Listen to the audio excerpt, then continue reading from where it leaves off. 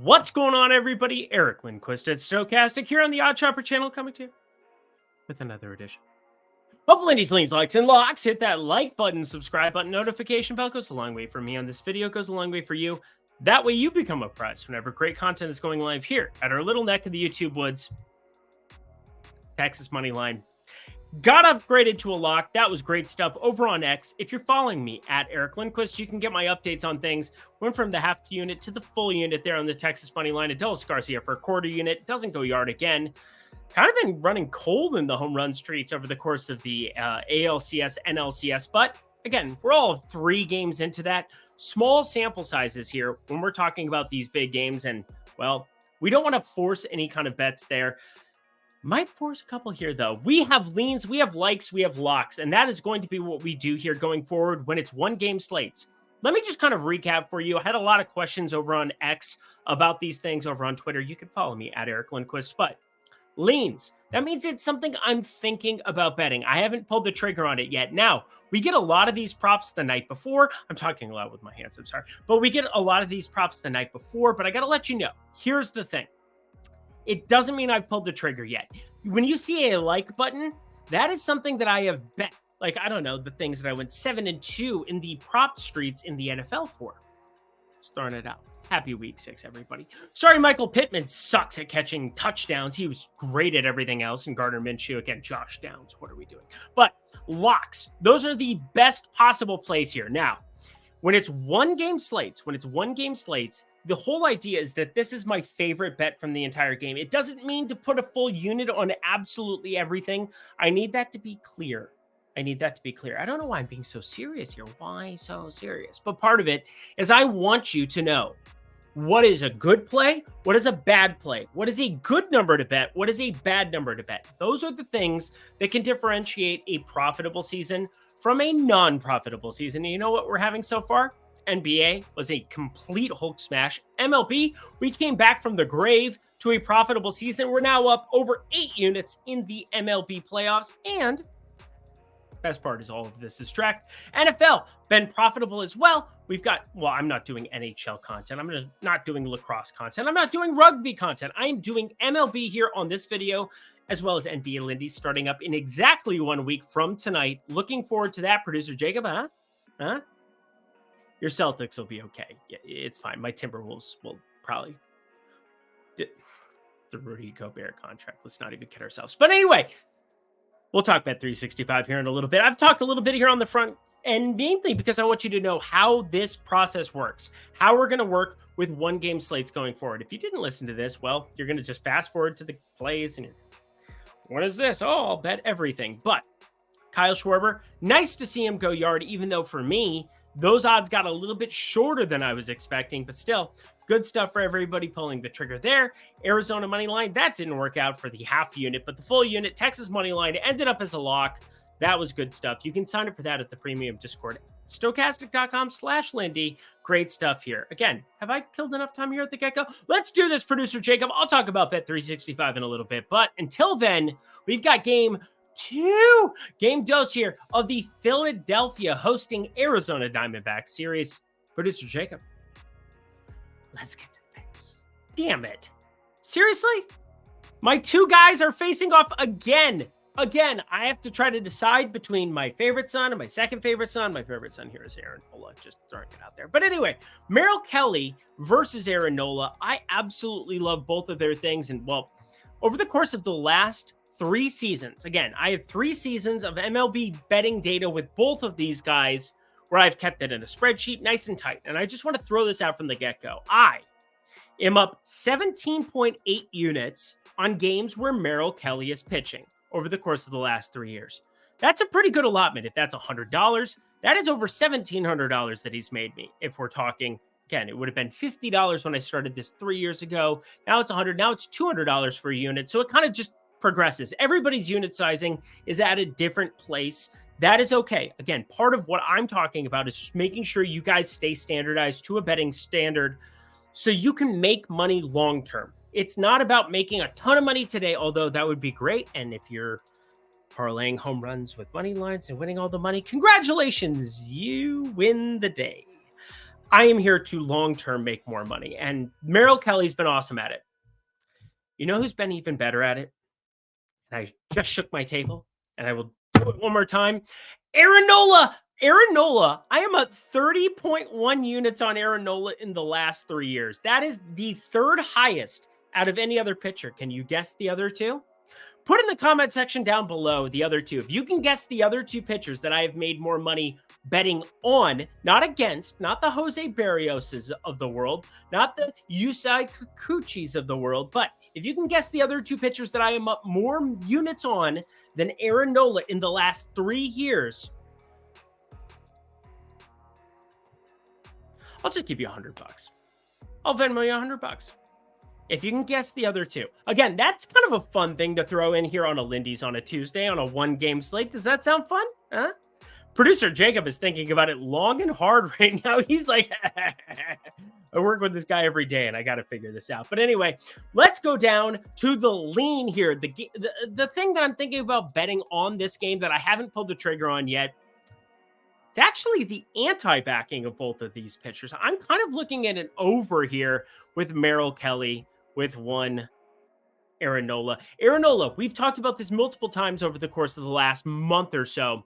His expected ERA, sub 4. His actual ERA, north of 4.4. So what gives here? Which is true? Again, he's at a 4.28 is where it's standardized at. 4.4 was in the postseason, but I digress. You already understand that. What I know is that 8 is a key number for an over because you tie at 4.4, which is closer to what these implied odds are going to be, and you automatically guarantee yourself an over. Simple enough. Whereas 7, 9, 11, those are your key numbers for unders. We're going under something, see at a time. I don't know. By the way, System of a Down, I definitely screwed that up the other day, and everybody pointed that out, and I'm still a little self-conscious about it. But anyway, over 8, that is something I'm thinking about betting here purely because 41.8% hard hit percentage for Merrill Kelly. You got a lot better with the Aaron Nola side, 38.5%, but both of them giving up right around an 8% barrel percentage. I think there's a chance here where Merrill Kelly, this is where I'm having a tough time here because I think he's the guy that I would want to target more than any other. And we're going to get to that for sure in the lock section. And I love Aaron Nola in terms of what that expected ERA is compared to what the market is evaluating him at. But you didn't have to have Seawald. You didn't have to have a number of other Arizona closers coming in there. Whereas, I mean, you had Alvarado. You had the Kimbrel closer. You had everybody on the Philly side, basically, that you expect in that top end showing up here. And I think that's why we're seeing a closer spread in this one. Just plus 140 to be backing Arizona. That's the best available number over at Caesars right now. You got some better ones over at BetMGM and DraftKings on the Philadelphia side. I think that's kind of where we're going to be going towards. But I have the home run play.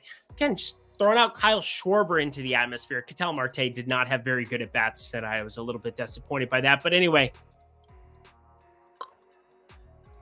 I've been pretty good at the whole home run thing. Oh, yeah, producer Jacob, he's joining in the bits. But I got to tell you, I wanted to come up with something obscure here if I could, if it made sense to. I wasn't going to force it. I wasn't going to just throw something out there, but I already know he's going to be better than plus 500. There's no way he's not going to be. Why don't we back a guy with a 48.7% hard hit percentage that is that on par with the guy that I recommended, Kyle Schwarber, only except for batting first? He's going to be batting 8th. And he's better against righties than Kyle Schwarber's been this year, which is wild to say. But he's only batting against righties because otherwise they pinch hit for him, and they probably should. But Brandon Marsh, all right, Marsh, 12.4 degree average launch angle. He doesn't have as good of a launch angle as what we have for Kyle Schwarber, but this is a math thing. This is purely because I believe the books are going to show this up with something higher than plus 500. If they don't, we stay away. We stay away, simply like everything that was inside of plus 300 there for Schwarber. If you got it higher than that, if you got to the plus 360 that it opened with, yay, smashing, baby, yeah. Absolutely great stuff. But Brandon Marsh, telling you, This is a crazy 48.7% hard hit percentage, along with a 91.3 mile per hour average exit velocity. And that going up against Merrill Kelly with that 41.8% hard hit percentage, 11.8 degree launch angle to go with it.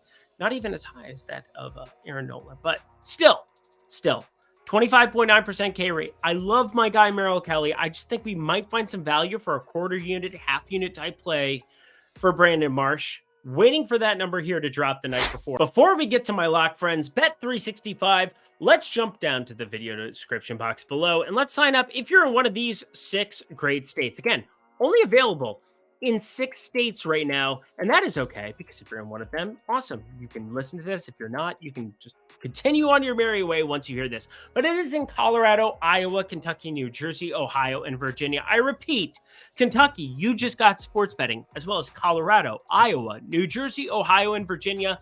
They have a crazy deal going on where if you bet $5, just $5 at the video description box below, you get yourself $150 in bet credits, up to $1,000 in bonus bets if you want to take that route as well. Again, up to $1,000 you could bet on it. You could get $1,000 back in bonus bets if that bet doesn't hit.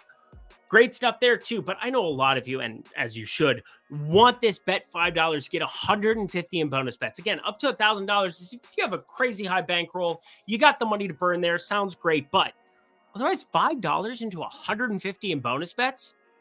It's a lot of ammunition, fresh out of the kitchen. We would keep singing that, but again, that's canceled. We can't do that. So bet $5, get it yourself $150 in bonus bets, only if you're 21 and over, in the great states of, and let me repeat, Colorado, Iowa, Kentucky, New Jersey, Ohio, and Virginia.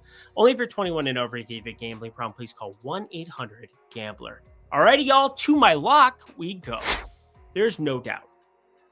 The best play from this game, bar none, if you've been watching the playoffs, like I have from the get-go, every day, analyzing every single aspect of it in the moment, you know Philadelphia has by far been the best game environment. Every game that's been going on in Philly has been more enjoyable to watch than any other postseason game. Atlanta, they made Austin Riley's home run to left field in order to get them to a game 3 tied 1-1. They made that look like a little stroll in the park. Because then it turns into a Metallica. Little bit of that when you go into Philadelphia, because they are some crazy fucking people. That is just what it is. We all know it. They were climbing poles during the Philadelphia Eagles Super Bowl run. Just couldn't stop people from climbing shit and breaking stuff, because that's how much they love sports in the city of Philadelphia. And now Merrill Kelly is going to show up, giving up hard contact, facing a lot of lefties. And guess what? Over the course of this season against lefties, 158 expected ISO. You got guys like Schwarber with a 280 expected ISO. You got guys like Harper with a 230 expected ISO. You got guys like my dude, Brandon Marsh, only a 167 ISO, but 185 actual ISO. 401 BABIP. That's a wild high number.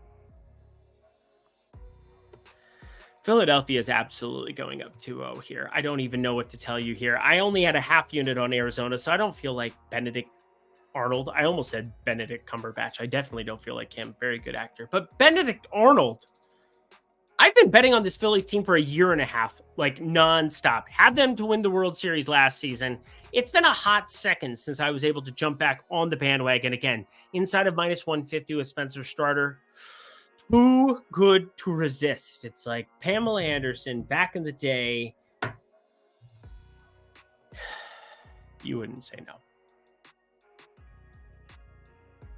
This was a fun one-game slate to break down. I'm not even going to lie for you. Philadelphia money line, absolute lock, not of the century, but of the day. Philadelphia money line, lock of the day here. Over 8, thinking about it. Brandon Marsh, think you need a corner unit if it shows up with plus 500 or better. And Philadelphia money line, that's what we're looking at. Also, Zach Wheeler, 8 strikeouts. Glad we didn't short him against Arizona, even though Arizona, that's been the cash cow. They don't really have a lot of strikeouts here. Aaron Nola not feeling as good about it. Want to throw that in there for you. Want to see where his strikeout prop opens at. I think if it opens at 5.5, 6.5, we're going to look at shorting it. If it opens at 4.5, we're probably going to be staying away all entirely. Anyway, that does it for today. Covering game 2 of the NLCS.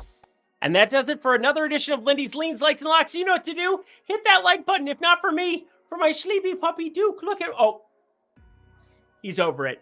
Hit that like button, subscribe button, notification bell. It goes a long way for me here on this video. Check out Bet365, only if you're 21 and over. And if you have a gambling problem, please call 1-800-GAMBLER. Hopefully you had fun on a one-game slate talking you through my favorite plays. Again, math is neat. I love math on these one-game slates. Don't go crazy, baby. Don't forget that boy told you kick that dirt off your shoulder. Producer Jacob, my friend, I will see you in NBA starting up in a week. We'll continue to be doing MLB here throughout these MLB championship series. Wild that that's already going on here in the midst of NFL, which was a smash on Sunday. Yay for everybody but Michael Pittman. Shame to you and your household. That's all I got for you today. Until next time, friends, I'm Eric Lindquist. Best of luck in the NLCS Championship Series. Game 2, Streets. I don't know why my voice went there. Best of luck in the MLB Streets tomorrow.